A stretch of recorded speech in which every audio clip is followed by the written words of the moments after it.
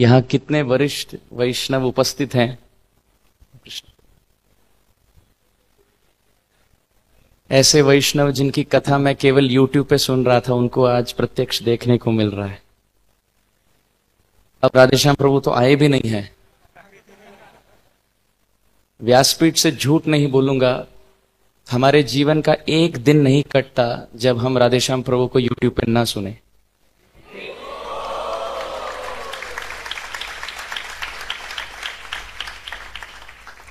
हमारे चित्त में, हमारे मन में श्रीमान राधेश्याम प्रभु के लिए जितना एक शिष्य को गुरु के चरणों में आदर होना चाहिए, पुत्र को पिता के चरणों में होना चाहिए, और कनिष्ठ भाई को ज्येष्ठ भ्राता के चरणों में होना चाहिए, ये सब उदाहरण फीके पड़ते हैं। जितना आदर हम हमारे चित्त में, हमारे हृदय में श्रीमान राधेश्याम प्रभु के चरणों में रखते हैं।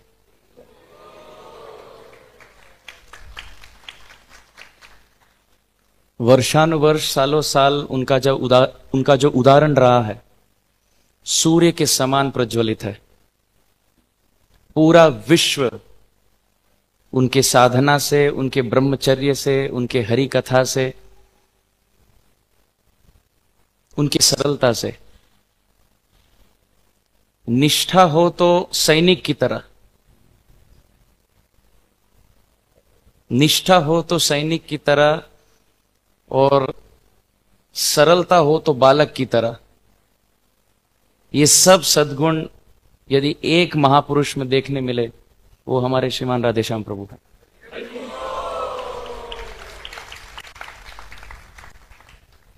उनको कोई आवश्यकता नहीं 4:30 बजे अपने कमरे से भागकर मंगल आरती के आने के लिए, कोई आवश्यकता नहीं।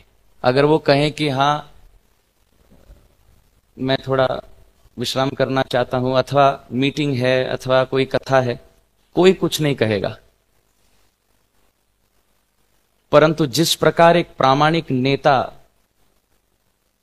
उदाहरण प्रस्तुति के लिए सबके समक्ष होकर जपते हैं, ऐसा सुंदर उदाहरण वो प्रस्तुत करते हैं पूरे जगत में। मैं आपको एक वास्तविक सत्य घटना बताता हूं। अमेरिका में विषय चल रहा था, कोई मंदिर का नाम नहीं लूंगा, एक मंदिर के विषय में, उस केंद्र या उस मंदिर में टेंपल प्रेसिडेंट खोज रहे थे और भक्तों को पूछ रहे थे किस प्रकार के नेता, किस प्रकार के लीडर, किस प्रकार के टेंपल प्रेसिडेंट का अन्वेषण खोज करे। तो एक भक्त कहने लगे, ऐसा मुख्य अध्यक्ष ऐसा होना चाहिए जो शास्त्र का निचोड़ जाने, मर्मज्ञ पंडित हो। दूसरे भक्त बोले, पंडित तो ठीक है, पर यदि सेवा वृत्ति ना हो तो विफल है। तीसरे कहे, ऐसे होने चाहिए जो अपने उदाहरण से दूसरों को प्रोत्साहन दे। फिर कोई कहने लगा, और ऐसे भी होने चाहिए जिनको प्रभुपाद के चरणों में प्रगाढ़ आसक्ति हो। फिर कोई कहने लगा, आश्रम का कोई भेदभाव नहीं है, पर यदि कोई ब्रह्मचारी हो तो अति उत्तम होगा। ऐसे कहते कहते कहते 20-25 गुण भक्तों ने गिना। तो वहां के जीबीसी कहने लगे, तो मतलब मैं क्या राधेश्याम प्रभु को यहां मंदिर का अध्यक्ष बनाऊं?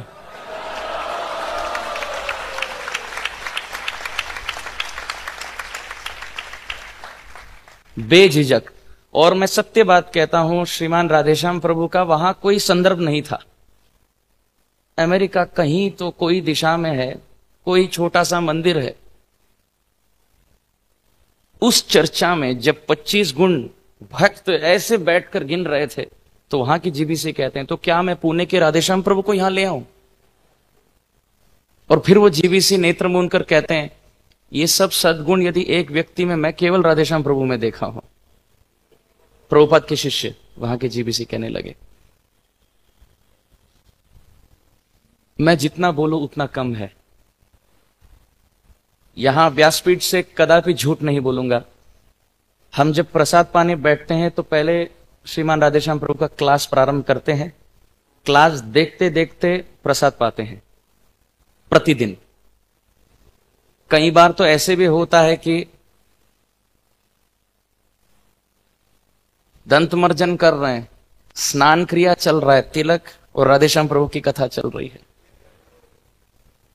कई बार तो क्लास के बाद उसके जो नोट्स होते हैं, उसका जो सार है, निचोड़ है, मैं वो राधेश्याम प्रभु को ईमेल कर देता हूं, प्रभु जी इस कथा में मुझे ये बातें बहुत अच्छी लगी, आपके ये उदाहरण बहुत मीठे लगे, प्रभुपाद जी की ये कथाएं मुझे बहुत अच्छी लगी, ये बात आप जो कहें दैनिक दृष्टिकोण के लिए बहुत अति अनिवार्य है भक्त के लिए, और ये बात आप जो कहें ये गुण आप में भी दिखता है।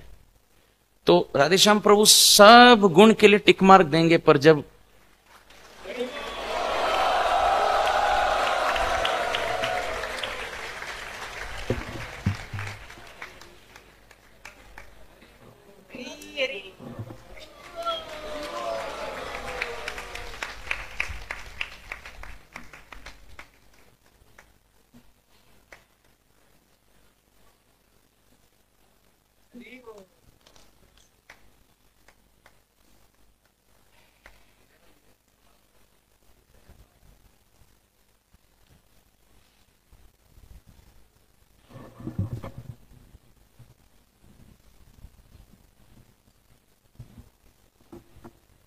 यत्र गायन्ति मद्भक्ताः तत्र तिष्ठामि।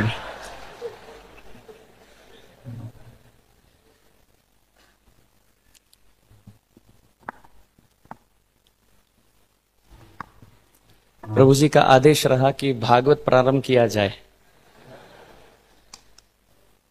इनके उपस्थिति में जितना आह्लाद होता है, उतना डर, उतना भय, उतना संकोच भी हो रहा है। हमारा न सदाचार है, न विचार आचार प्रचार, कुछ भी ठीक नहीं। ऐसे वरिष्ठों के समक्ष बोलना दुस्साहस है, परंतु आत्म कल्याण के लिए, स्व शुद्धिकरण के लिए मैं प्रयास करूंगा, और जो भी त्रुटियां हैं आप सब मुझे क्षमा कर दीजिए। कन्हैया ठाकुर प्रभु उपस्थित हैं, रेवतीपति प्रभु उपस्थित हैं, कदम कृष्ण प्रभु उपस्थित हैं, कितने वरिष्ठ वैष्णव यहां उपस्थित हैं।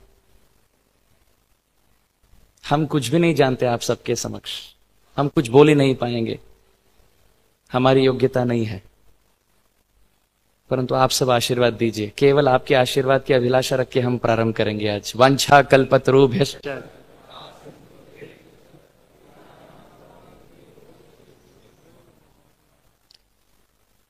जो भी सद्वचन निकले उसको परंपरागत उच्चिष्ट मानकर आप आत्मसात कीजिए, और जो भी त्रुटियां हो जाए आप उसको क्षमा कर दीजिए सारग्रही भाव से।